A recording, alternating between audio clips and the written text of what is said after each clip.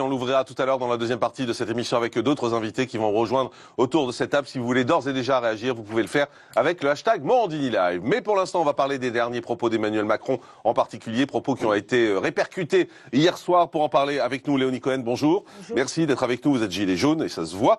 Éric Revel, bonjour. Merci d'être là, journaliste chroniqueur dans Balance ton poste sur C8. Et Richard Liogé, bonjour, député La République En Marche de Moselle. Pour commencer, on va écouter ces fameux propos d'Emmanuel Macron. Emmanuel Macron qui semble finalement mettre dans le même panier à la fois les casseurs et à la fois les gilets jaunes qui manifestent chaque samedi en disant clairement que tous ceux qui continuent à aller manifester ont une responsabilité dans la casse qui survient. On écoute Emmanuel Macron.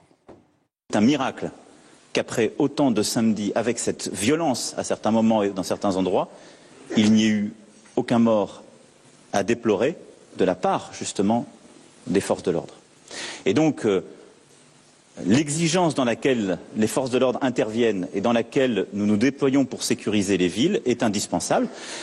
Nous ne pouvons, de manière raisonnable, pas interdire les manifestations, comme je l'entends parfois. D'abord parce que nous avons une constitution et des lois.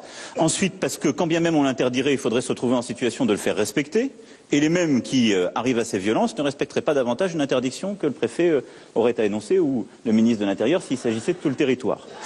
Par contre, il faut maintenant un message clair de tout le monde. Et moi, je suis content que maintenant tout le monde soit clair sur ce sujet. Parce que parfois, des gens n'ont pas été clairs.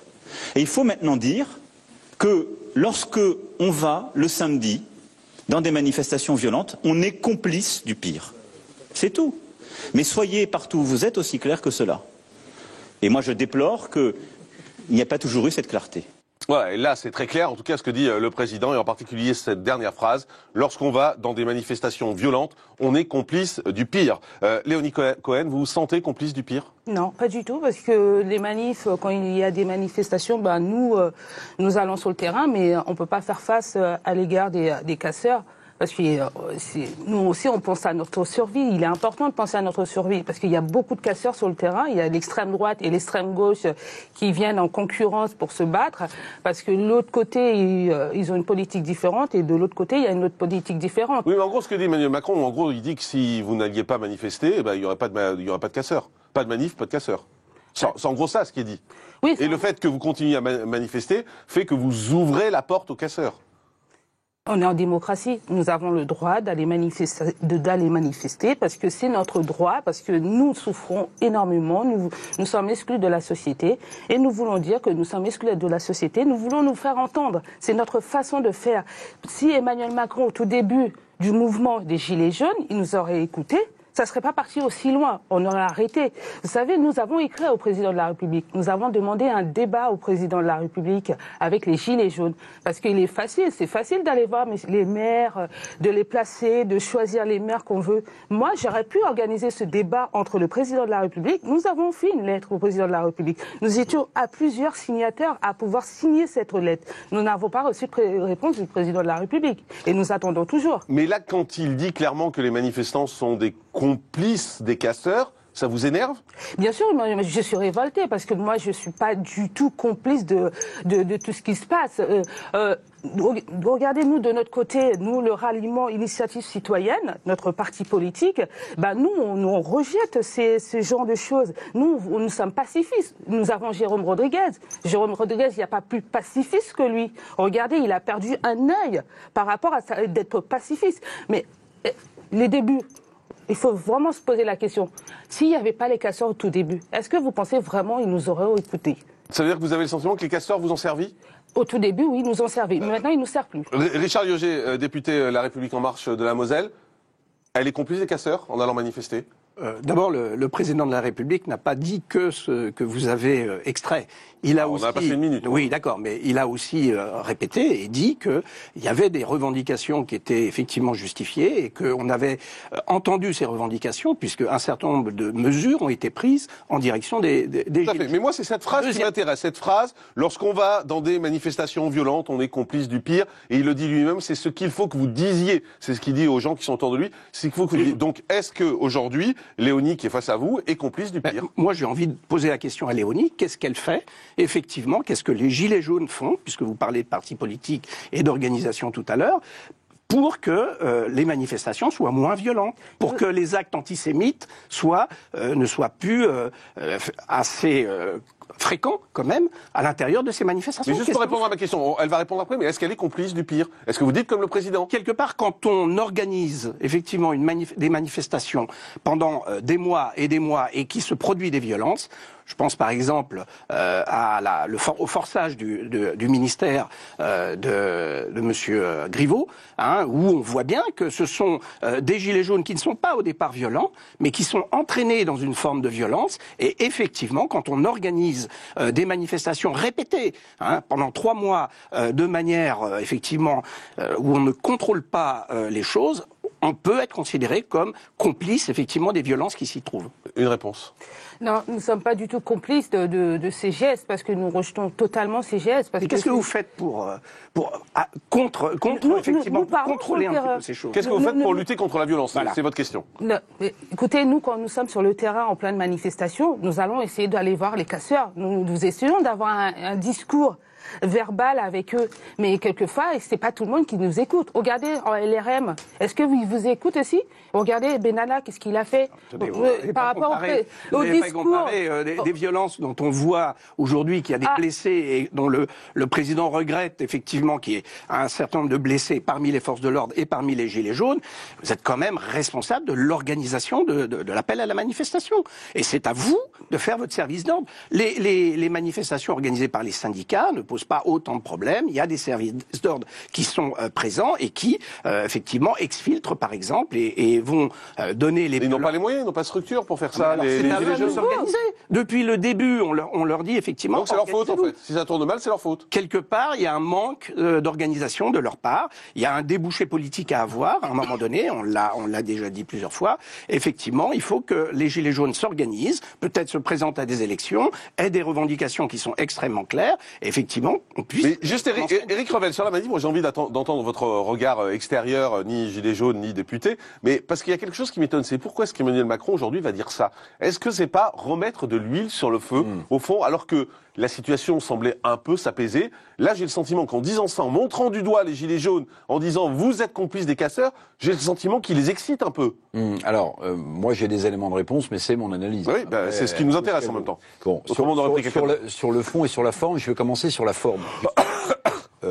Cette phrase, sans la tirer de son contexte, elle est extrêmement, à mon sens, stigmatisante. Pourquoi est-ce que le président de la République la prononce dans le timing qui est le sien aujourd'hui? À mon sens, parce que le président de la République, il a besoin de reconstruire une statue présidentielle. Il fait assaut d'autorité, parce que c'est une phrase extrêmement autoritaire, il reprend les manches, le manche des commandes en main, parce que peut-être que depuis le 17 novembre, sa statue, sa fonction a été fragilisée. Donc il est obligé d'avoir une phrase extrêmement autoritaire pour dire « je suis le chef, j'assume non seulement mes déclarations, mais maintenant il faut passer à autre chose ». Ça c'est sur la forme. Sur le fond, le danger de cette phrase, me semble-t-il, et vous l'avez bien résumé, c'est de stigmatiser l'intégralité d'un mouvement. Alors vous avez raison, monsieur le député, on a vu une voiture de police se faire caillasser, et il y avait des gilets jaunes. Mais en mettant tout le monde dans le même panier, le risque, c'est de remettre une pièce dans la machine, c'est-à-dire de repousser à une nouvelle mobilisation pour les week-ends qui vont venir, parce qu'évidemment les gilets jaunes qui ne sont pas violents vont se sentir stigmatisés et montrés du doigt, donc ça va renforcer peut-être le mouvement. Et puis j'ai envie de vous dire, le vrai juge de paix, ce sera la fin du grand débat, ne l'oubliez pas. C'est-à-dire qu'une fois que le grand débat sera terminé vers le 15 mars, les gilets jaunes qui sont ici, et dont vous avez rappelé que les motifs de mécontentement et de colère étaient légitimes, il faut qu'à l'issue de ce grand débat, ils trouvent non seulement des espoirs, mais des mesures concrètes. Et le vrai relancement peut-être, même si personne ne le souhaite, de ce mouvement, ce serait la fin d'un grand débat déceptif avec des mesures pas suffisamment concrètes pour les gilets jaunes, qui là ne remettrait plus une pièce dans la machine, mais 2 voire 3. Mais la question, monsieur le député, est-ce qu'il ne le fait pas exprès, au fond, Emmanuel Macron? Est-ce que cette phrase n'est pas faite exprès? Parce que ça veut dire aussi à tous les gilets jaunes, arrêtez d'aller manifester le samedi, et ça va énerver les autres. Donc, à certains moments, les gilets jaunes ont dit, finalement, cette violence, ça sert le gouvernement. Est-ce que là, il n'est pas en train de montrer que c'est un peu le cas? le président de la République est dans son rôle. C'est le chef de l'État. Il doit effectivement appeler au calme. C'est pas ce qu'il fait là. Non. C'est pas ce qu'il fait. Je pense que si. C'est pas un appel au calme. Il dit les gilets jaunes qui manifestent sont aussi coupables que ceux qui cassent. Il appelle à la responsabilité. C'est une manière d'appeler au calme, effectivement. Et si, je veux dire, à un moment donné, les personnes qui organisent des manifestations sans pouvoir les contrôler, comme on a dit tout à l'heure, c'est irresponsable. Bien sûr. Et donc le fait de le faire, c'est irresponsable. Léonie. Vous savez, on a l'impression, le président de votre patron. C'est le vôtre aussi, c'est le président de la France. Voilà, c'est votre patron. Il souffre d'un gros syndrome, le syndrome de Gilles de la Tourette. À un moment, il va s'excuser en nous insultant, nous les peuples, en nous cassant à chaque fois. Et après, il revient, il fait des excuses. On a l'habitude maintenant avec le président de la République toujours à sortir des propos.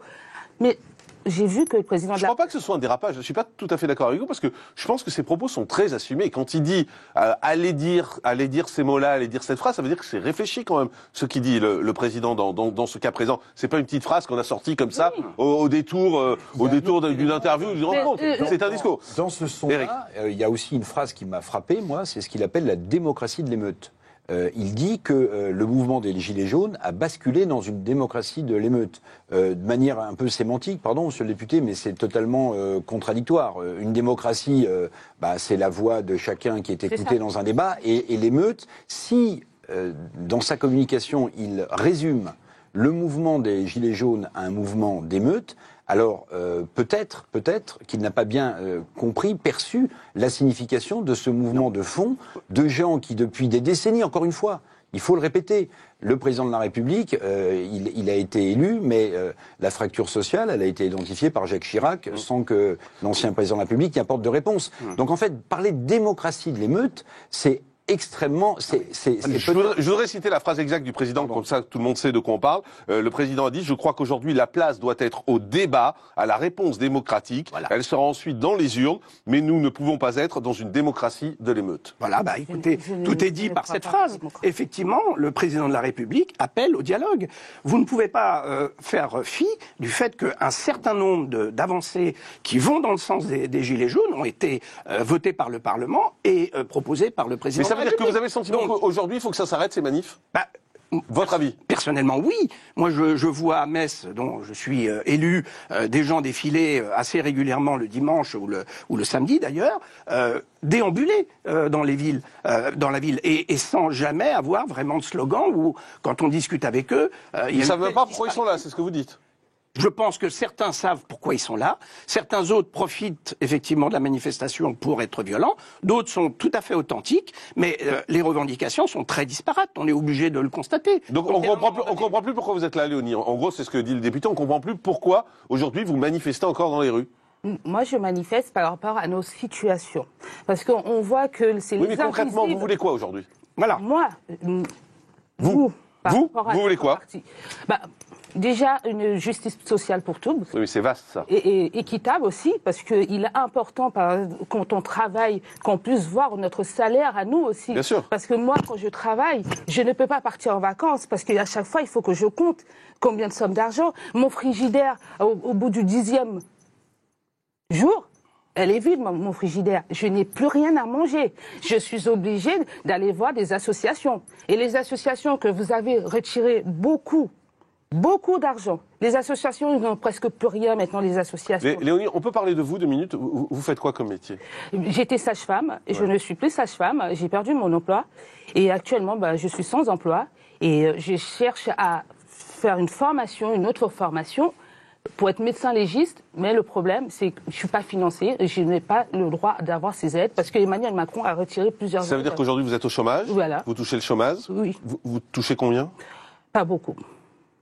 Quelques centaines d'euros par mois, c'est ça ? Oui, c'est ça. Et c'est pour ça que c'est compliqué. 750 euros. Voilà, 750 euros, et c'est pour ça que le 10 du mois, votre frigidaire est vide. Je n'ai plus rien le 10 du mois, et je n'ai même plus de logement. Pour vous dire, mon appartement a pris feu, je n'ai plus de logement, je n'ai pas été hébergée. Je vis une situation compliquée, complexe, et je suis toute seule à la vivre. Chaque gilet jaune, ils ont une situation complexe à vivre. Et c'est pour cela, on ne peut pas... Toutes les gilets jaunes, ils ont tous il demande plusieurs choses. Parce que par rapport à la attendez, fondation- juste Léonie, non, juste monsieur le député, parce que c'est important. On est dans un cas concret là. Léonie, elle gagne 750 € par mois, elle n'a pas de logement, son frigidaire est vide à partir du 10 du mois. Voilà, on peut pas dire que c'est une casseuse. On peut pas dire qu'elle est complice des casseuses, mais des casseurs. Pardon. Ne caricaturons pas ni les propos du président de la République, ni les propos des députés. Bah, c'est ce qu'il a dit. Il a dit, c'est pas parce qu'elle va manifester le samedi que c'est une casseuse. Les députés reçoivent depuis. C'est juste quelqu'un qui veut vivre correctement. On est élu, les députés reçoivent des gens comme Léonie qui sont dans des situations difficiles et on essaye à chaque fois de les aider en leur donnant des aides sociales, en essayant de leur trouver du travail quelquefois. Il y a évidemment. Mais comment elle s'en sort, Léonie? Qu'est-ce que vous lui dites là? Comment elle s'en sort? Écoutez, moi je suis pas député de sa Non, mais circonscription, bien donc sûr. bon, je peux pas. J'étais Je moi la découvre. députée de la circonscription D'accord. du 19e, qui est Delphine O, qui n'est jamais présente en tant que députée parce qu'elle est toujours à l'étranger. Ça, je peux vous le dire. Et Mounir Majoubi, il vient comme ça c'est un cyclone pour nous, c'est un cyclone, il vient comme ça quand il y a des choses à organiser. Moi, dans le 19e... Vous vous sentez seul aujourd'hui? Bien sûr, on est seul. On est seul. Vous savez qu'on est dans cette situation-là. On est totalement seul, démunis. Et là, le fait de voir les gilets jaunes, je me suis rendu compte que les gilets jaunes, ils étaient comme moi. Je pensais que j'étais la seule à vivre des situations compliquées, complexes. Et je me rends compte qu'on est tous... Et ça fait du bien sur le terrain. On en parle tous entre nous. On échange. Quelquefois, ils ont on a un discours... différentes. Et Éric Revel, j'ai envie de dire, voilà, ça c'est une vraie gilet jaune. Oui, bien sûr, bien sûr. Et on comprend pourquoi elle manifeste, et on comprend pourquoi elle est dehors. Et très juste, c'est-à-dire que ce mouvement des gilets jaunes, et ça il faut vraiment que les politiques le perçoivent, sur les ronds-points ou ailleurs, c'est un mouvement de solidarité, de dialogue, de gens qui, plutôt que rester, devant leur télévision, discutent entre eux. Et font passer des messages. Mais Léonie, il y a un sujet quand même, à mon avis, important pour le mouvement des Gilets jaunes, pardonnez-moi. Votre situation, évidemment, est très émouvante et à la limite du scandale, mais la somme de situations émouvantes ne fait pas un mouvement structuré. Or, aujourd'hui... Non, mais elle fait une révolte. Oui, elle fait des gens qui en ont marre. Oui, Jean-Marc Morandini. Mais aujourd'hui, pour pouvoir faire avancer, encore une fois, les mots d'ordre légitimes des Gilets jaunes, il faut, parce que c'est comme ça qu'un mouvement se structure, sinon c'est pas possible, il faut des leaders, il faut des gens à qui parler. Or, aujourd'hui, on a l'impression qu'à chaque fois que des leaders émergent dans le mouvement des Gilets jaunes, ils sont immédiatement sabordés par des Gilets jaunes qui estiment qu'ils ne les représentent pas, ce qui fait d'ailleurs, pardonnez-moi, que le pouvoir a beau jeu de dire qu'ils n'ont pas d'interlocuteur pour faire avancer vos revendications légitimes. Et ça, c'est un sujet central. Dans chaque mouvement, qu'ils soient syndicaux ou pas, il faut des interlocuteurs. En même temps, personne, monsieur le député, ne peut évidemment légitimer la violence. Et je ne le ferai absolument pas, et j'ai toujours dit exactement le contraire, mais reconnaissez une chose, c'est que pendant des décennies, les mots d'ordre des gens qu'on appelait les invisibles, qui n'avaient jamais la parole sur les plateaux de télévision, en radio ou ailleurs, ces gens aujourd'hui attendent vraiment beaucoup de choses, et ils ont le sentiment, à tort ou à raison, que la colère exprimée parfois par la violence a fait progresser leur mot d'ordre beaucoup plus vite que des syndicats ou que des classes politiques de droite, de gauche. Mais c'est vrai. Ou en même temps, pendant des dizaines d'années. C'est vrai qu'on les entendait pas beaucoup sur les plateaux télé. Au moins, il y aura eu ce mérite aux Gilets jaunes, c'est d'ouvrir les plateaux télé à des gens comme vous, Léonie, des gens qui finalement, on entendait assez peu avant, n'étaient pas invités à débattre dans les émissions. Et ça, c'est au moins un plus, même si c'est compliqué pour vous. Je voudrais quand même qu'on revienne sur une enquête qui a été faite par nos confrères de RTL ce matin, qui parle des 5 villes les plus endommagées par le mouvement et qui évalue les coûts. Et là, on se dit, que d'argent perdu, que d'argent gâché. À Paris, le coût des dégâts des manifestations serait de 10 millions d'euros. À Toulouse, 3,3 millions. À Bordeaux, 2 millions. À Rouen, 1,2 million quasiment. Et à Dijon, 700 000 euros. Que d'argent perdu. C'est bien pour ça qu'il faut qu'on se mette autour d'une table aujourd'hui. Ça fait 3 mois qu'on dit ça, là. Non, À un moment, il va falloir y aller, quoi. Le grand débat, il est fait pour ça. Vous évoquiez tout à l'heure, Monsieur Revel, le débouché de ce grand débat, et je suis bien d'accord avec vous, effectivement, on est attendu sur ce débouché. Ce grand débat, il est fait pour ça. Il y a, à Metz, le maire a organisé 3 grands débats. Des Gilets jaunes sont venus, se sont exprimés. On a effectivement aussi, dans les villages, un certain nombre de cahiers de doléances qui sont écrits. Les Gilets jaunes se sont exprimés. C'est la démocratie. Elle n'a pas l'air d'y croire, Léonie. Je la vois faire non de la tête. Mais comment faire Vous n'y croyez pas, ce grand débat? Il faut sortir de cette... Vous savez, le grand débat, j'ai l'impression que c'est un enfumage, c'est vraiment un enfumage total pour nous, le peuple. Parce que, vous savez de quoi nous avons peur? Que le grand débat finisse comme le plan Borloo. Vous voyez le plan Borloo? Borloo avait monté un plan pour les jeunes de cité, Et après, la décision, ça vient de qui après à la fin? C'est qui prend la décision? C'est Emmanuel Macron. Emmanuel Macron, nous savons bien, il va garder le cap. Il ne nous écoutera jamais. Je pense qu'il ne faut pas faire de procès d'intention avant de voir la fin du grand débat. Mais pardon, aux coûts dont vous parliez, Jean-Marc, il faut ajouter tous les coûts indirects. C'est-à-dire tous ces gens, ces boutiques, ces artisans, ces commerçants qui ont vu leur chiffre d'affaires s'effondrer et, pardonnez-moi, qui poussent des gens dans des situations absolument infernales, proches des vôtres. Parce que quand vous êtes licencié parce que votre patron qui a 2 employés ne peut plus faire de chiffre d'affaires, ces gens se retrouvent finalement dans la même situation très préoccupante qui est la vôtre aujourd'hui. Donc il faut avoir ça aussi en tête, c'est que les coûts indirects du mouvement des Gilets jaunes sur l'économie, mais surtout très concrètement sur des patrons de petits commerces, etc., c'est un coût exorbitant. Une dernière question, Léonie. On va manifester les dimanches maintenant. Est-ce que vous allez manifester encore samedi?